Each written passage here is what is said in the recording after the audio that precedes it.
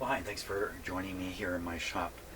I'm going to be showing you this book a little bit. And the reason I got this book out is because I reread it. I reread it in the last couple of days to remind myself about radio technology that existed back when this radio was made.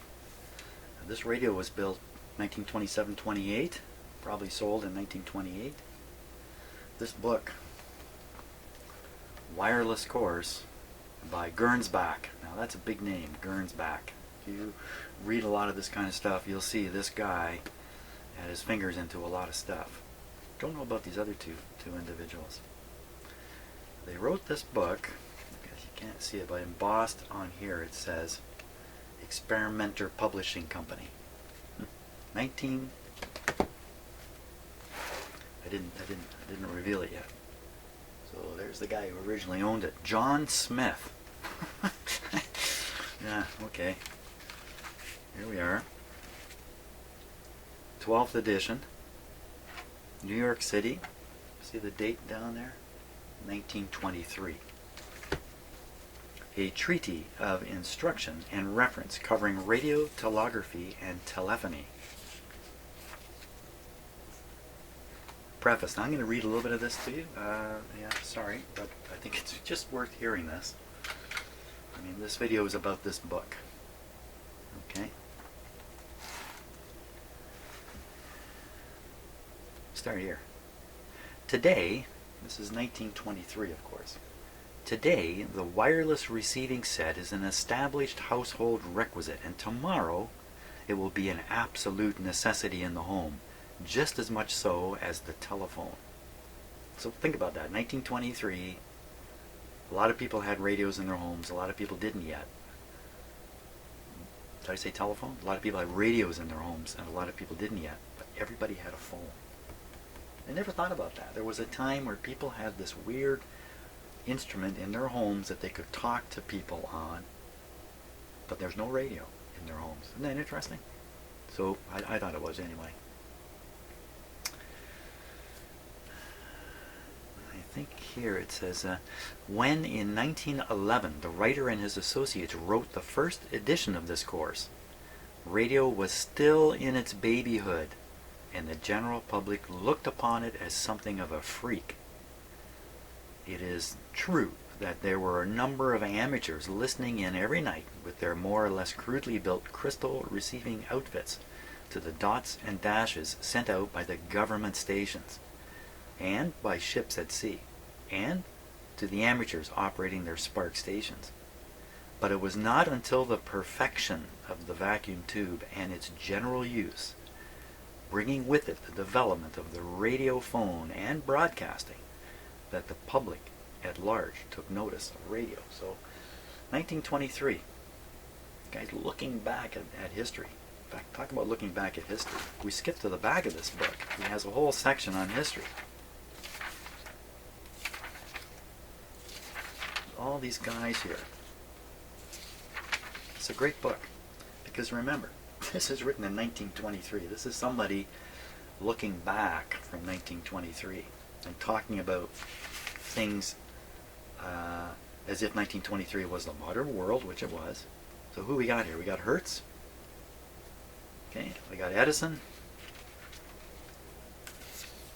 A couple of guys here. Branly, I think I've heard that name. Tesla, of course. I always take my hat off when I say Tesla. Great person. Marconi. Okay, this was a great innovator, but not so much maybe the discoverer of things, but he was really good at bringing them forward as a commercial. He got a lot of government funding, which is what set him apart. Here's Fleming, the vacuum tube guy. Lee DeForest, another big name in radio history. Alexanderson, I don't know who he is. One of the pictures that's missing, and it's most disappointing to me, but his name is up here, Fessenden. Professor R.A. Fessenden. Okay, so Fessenden actually got many of the radio first that sometimes Marconi is sometimes those discoveries are attributed to Marconi. Armstrong, recognize that name. Langmuir, I don't know that name. So there they are. There's the guys who put it all together. What a happy bunch.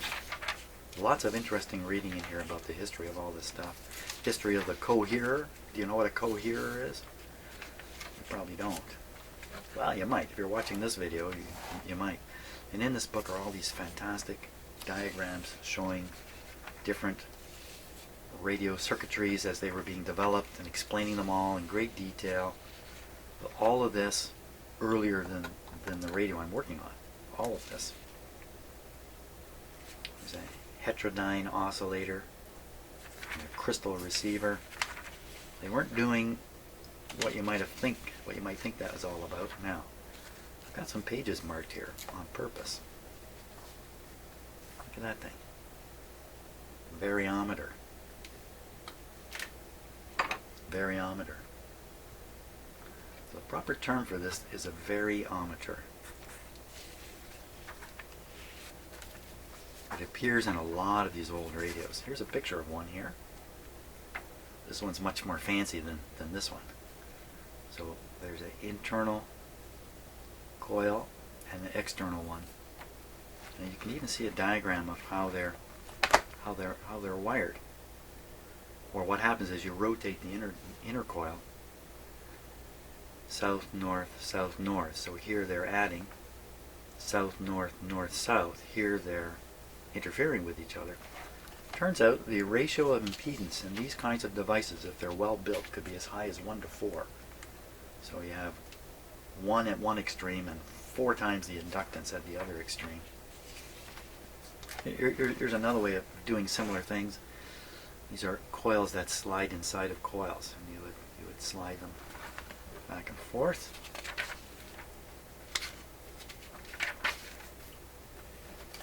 Let's get back here.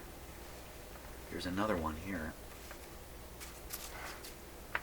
Variometer. And here's a nice diagram. Variometer. This is a nice symbol they've come up with here. So these were very common devices. They're basically a transformer where you can take some of the windings and turn them in such an angle that it actually interferes with the transformer's own operation. That's how I look at it.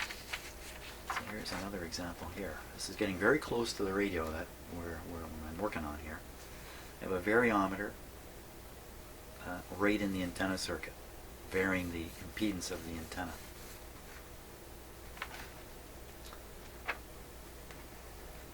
Lots of cool stuff in here. I love this book.